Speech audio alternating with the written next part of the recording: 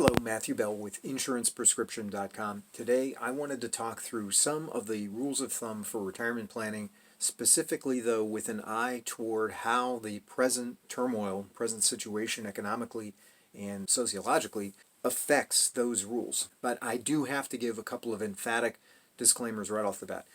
First of all, I am not a financial planner, I am not an expert, so please do not construe these as specific advice. This is for general informational or education purposes only. In addition to that, we're in the middle of this turmoil. The end has not yet presented itself, so we don't know precisely how things are going to shake out, and obviously that's a relevant consideration when we're trying to think of how to respond and how to plan for the future. Finally, although I think it's quite important to continue to think about retirement planning even in the midst of this, nevertheless, I have gone into more emergency, more survival-oriented types of tips in another video. So for some people who have lost their job or they've been furloughed, retirement planning is just not a thing. I mean, they're trying to figure out where they're going to get bread and toilet paper, and I get that. But for those people who still have some employment, they do have to make decisions about where those paychecks are going to go. And so I think it is important to kind of revisit some of these rules of thumb and at least just talk through them and touch base on them. So the first rule, and it's not specific to retirement planning, but it's just part of sound financial planning in general, is to have 3 to 6 months of emergency income in some kind of a safe and liquid vehicle. The importance of this, I think, has become obvious in the current climate. For people who do not have 3 to 6 months of savings put aside in some emergency vehicle, they're going to have to touch 401k money, retirement savings. They might have to take out credit or loans, presuming that they could even get approved, and it can be a real mess. So it underscores the importance. Now, obviously, in an environment like this, if a person is stuck in a position of having to try to access emergency funds, it's too late to build them up. But if you are still in a position of having a regular income check coming into you, I think the importance of making sure that you put aside an adequate amount in an emergency fund is just absolutely vital. Number two, it's often said that you should put aside 10 to 15% of your income for purposes of retirement savings. So if you make $100,000, let's say gross, and you're calculating this based on gross numbers, then you would put aside $10,000 to $15,000 a year. Now the reality is most Americans are putting away 3%, if that. I've heard a speaker by the name of Van Miller. He has stated that some of the people that he's known in his career who have the best retirement picture, he gives 2 reasons for it. They're good savers and they spend below their means. If you're in a position of not being able to save 10 to 15% of your income because your expenses are so high, then it might be a good opportunity to revisit those and to try and pare them down to the bare minimums if possible, because there is no substitute really for being a good saver. The reason for that, in part, is because the market is so unpredictable. One of the rules or guidelines that goes along with this is the saying, pay yourself first. And I think that's absolutely essential. In a market like this, we see that people's jobs sometimes hang by a thread, even in industries that you might not expect. So a lot of healthcare workers who thought their jobs were very secure have found themselves being labeled non-essential, and now all of a sudden they don't have a paycheck. But if they had paid themselves first, put money aside into the emergency fund, as we talked about, and also have paid themselves first into the retirement account, they might be much better positioned, not only for retirement, but also to deal with this kind of a crisis. Number 3, I've dealt with this in another video, and I'll say this repeatedly as we go along. I've done other videos, a lot of videos on aspects of retirement planning, and I'll mention those and kind of point, I'll put it up on the screen as we go through. But one aspect of it is something that is sometimes phrased the rule of 100. Now there's also various rules. There's a rule of 120, but I'm going to focus on the rule of 100, and what it basically says is take your age, make it a percent. So if you're 50, your percent is 50%. If you're 30, it's 30%. If you're 70, it's 70%, and so on. That percent is the amount of your assets that should be in safe money. Now historically, safe money in your portfolio was considered bonds. So you would have 70% in bonds if you're 70 and 30% in stocks. But there are other alternatives to bonds and being in the market. For example, banking instruments, certificates of deposit, CDs, money markets, savings accounts. Now in this interest rate environment, obviously they're virtually nothing, but they are alternatives in terms of where you can keep safe money. In between those two, you have cash value life insurance that can function also as a safe money vehicle. I'm not going to get into the specifics of it here, but it is possible to spread your assets around so that you have some in bonds, some in banking instruments, some in life insurance, but I do go into that in other vehicles as well. And I think when we see the kinds of turmoil that we've seen in the market, now is a great time to think about at least where is your safe money. I'll just say something briefly about gold. Gold and some of the precious metals or real estate also in some people's minds can function as fairly good investment vehicles to basically help you through crises. I'm not so sure, they're not particularly liquid, but in some people's estimations they do hold their value. And to some extent, I think what vehicle you're going to select is going to depend on the confidence that you have in each of these different categories. So if you have a lot of confidence in the market, you might prefer stocks and bonds. If you don't have any confidence in the market, a lot of people default to banks. But if you don't have a lot of confidence in the banks, that's where, in part, some people choose insurance or real estate or gold. Again, there are considerations of liquidity and accessibility. Average returns is a whole different ball of wax, but at least it would be worth thinking through how are your assets allocated.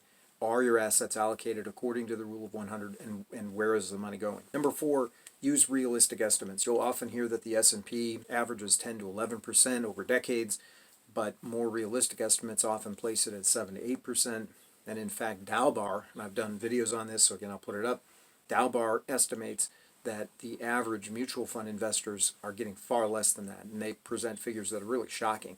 3.69 to 5.19% in that range are some of the numbers that I've seen. So for the details, consult the video, but the point that I'm making is make sure you're projecting on estimates that you feel comfortable with. I'm not trying here to push you to adopt one estimate or another, but if you're going to estimate and count on 7 to 8% and you don't get it, you could be in a lot of trouble. So it might be worth erring on the side of more conservative numbers no matter where you fall. Number 5, how much do you need or how much income are you aiming to replace? Some people estimate it between 70 to 85% of your pre-retirement income. Other people say no. Why would you think you're going to need a pay decrease going into retirement? You should estimate it at 100% of your pre-retirement income.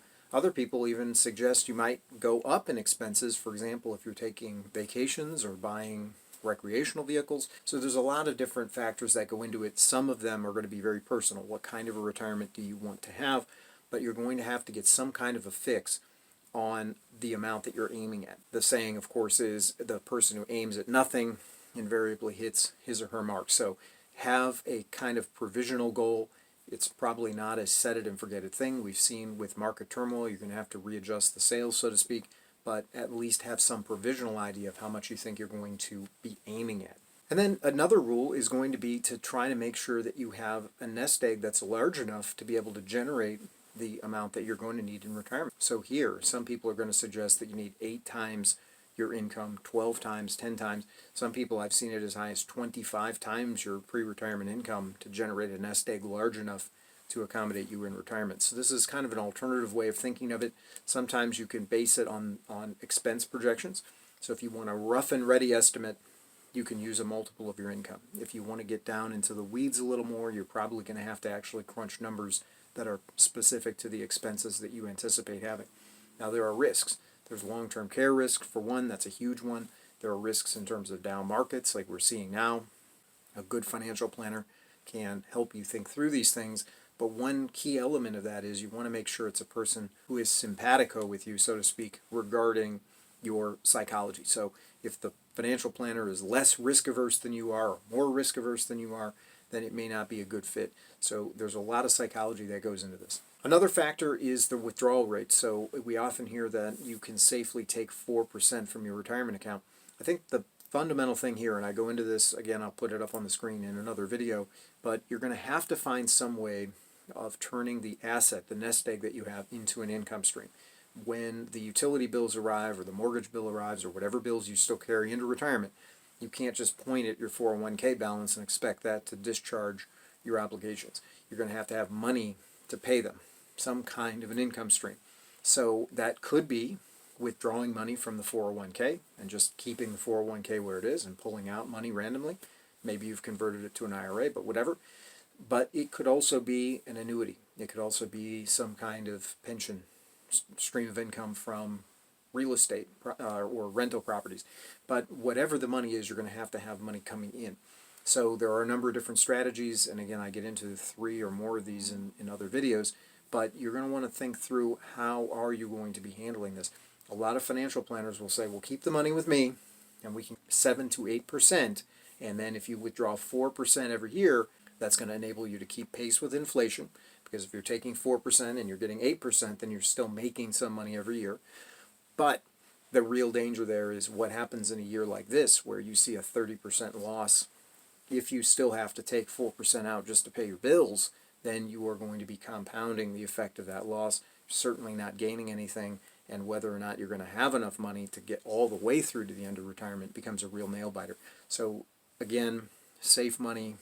It's a good idea to have a real hard look at the way your portfolio is allocated and try and give a good long think to where you want to put your safe money. Final consideration that I'll mention here is just the inflation rate. So you also want to bear in mind that beside all the other things that we've discussed, there is a pressure, an upward pressure in terms of cost of living and in terms of inflation. So the historical average of inflation in the United States is between 3 to 4%. Now, in the 70s, it hit double digits.